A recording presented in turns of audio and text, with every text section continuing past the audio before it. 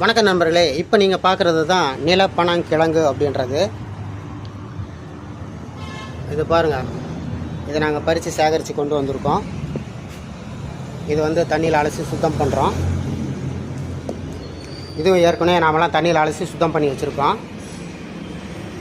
எங்களோட ஆண்மை விருத்தி மருந்துகள், முக்கியமாக மன்மத உருண்டை 100% சக்ஸஸ்ஃபுல்லான ரிசல்ட் வரதுக்கு காரணம் என்ன அப்படின்னு பார்த்தீங்க அப்படின்னா, இது மாதிரி நாங்கள் மூலிகைகள் நேரடியாக பறித்து அதை முறைப்படி மருந்தாக தயாரித்து கொடுக்கறதுனால மட்டும்தான் எங்களோட இத்தனை வருஷமாக இந்த ஃபீல்டில் வந்து ஒரு சக்ஸஸ்ஃபுல்லான ரிசல்ட்டை கொடுக்க முடியுது.